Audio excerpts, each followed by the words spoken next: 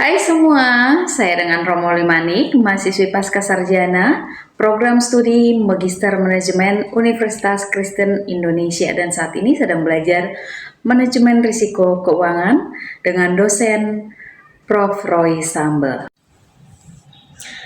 Manajemen keuangan sangat penting karena mampu menolong kita dalam mengelola serta memaksimalkan keuangan kita, baik keuangan pribadi maupun keuangan perusahaan secara efektif, serta menolong kita dalam meminimalkan risiko-risiko yang kemungkinan akan terjadi di kemudian hari. Oleh sebab itu, pada kesempatan ini saya akan mencoba sharing tentang manajemen keuangan serta beberapa poin-poin penting yang berkaitan dengan manajemen keuangan. Di antaranya adalah, ya, salah satu yang perlu kita perhatikan di antaranya adalah time value of money. Time value of money ini merupakan suatu konsep yang menyatakan bahwa nilai mata uang sekarang itu lebih berharga atau lebih besar nilainya dibanding nilai mata uang yang akan datang atau di masa depan. Contoh, saat ini kita memiliki uang 1 juta. Nah, nilai mata uang 1 juta ini yang saat ini kita peroleh itu akan lebih besar dibandingkan nilai 1 juta di 3 tahun yang akan datang. Sekarang kita akan lihat dua faktor yang mempengaruhi time value of money. Yang pertama yaitu present value dan yang kedua yaitu future value. Ya, present value adalah nilai sekarang dari jumlah uang yang kita terima di masa depan. Contoh, kita memiliki uang 10 juta, lalu kita ingin tahu nilai uang 10 juta ini di 5 tahun ke depan itu berapa. Lalu kita bisa menggunakan atau memperhitungkannya dengan menggunakan rumus present value.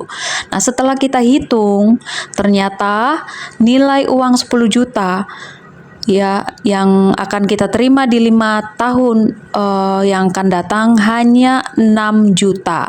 Nah, dengan memahami konsep ini, kita akan dibantu ya untuk membuat keputusan yang bijak terkait keuangan kita. Ya, untuk future value itu adalah nilai dari sebuah investasi di masa depan. Contoh, saat ini kita memiliki uang 10 juta, lalu kita bingung nih, ini uang mau kita apain ya? Apa kita mau kita simpan aja begitu ya di rumah, atau kita mau coba investasi begitu ya? Ya, kalau misalnya kita mau coba investasi, kita coba hitungkan dulu nih ya dengan rumus future value ya.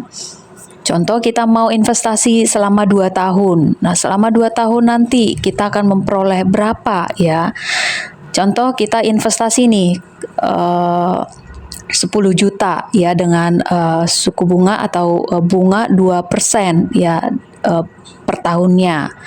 Ya, ternyata setelah kita hitung dengan future value, rumus future value, yang kita peroleh di 2 tahun yang akan datang dengan investasi 10 juta, yaitu 10 juta 400 ya.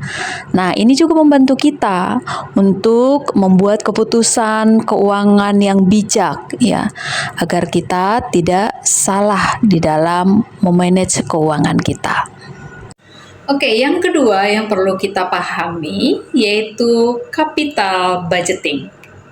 Capital budgeting merupakan proses perencanaan dan pengambilan keputusan terkait investasi jangka panjang dalam aset tetap atau proyek yang bertujuan untuk meningkatkan nilai suatu perusahaan.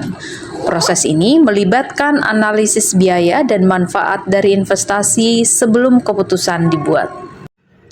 Ya, untuk proses capital budgeting itu terdiri dari beberapa proses. Yang pertama, kita melakukan identifikasi peluang investasi ya.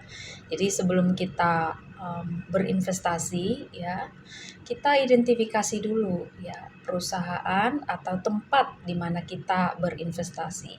Contohnya, saya mau berinvestasi di salah satu bank ya, sebut aja Bank X begitu ya.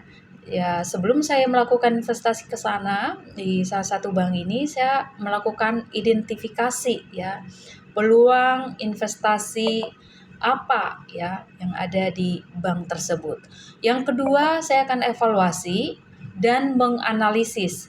Nah, kita lihat nih perusahaannya ya atau bank tersebut ya sudah berdiri sejak kapan ya, terus laporan keuangannya seperti apa, terus pelaporan laba ruginya seperti apa, itu kita evaluasi atau kita analisis. Lalu untuk proses yang ketiga itu kalau sudah kita lakukan evaluasi dan analisis ya, kita pilih nih tepat nggak ya?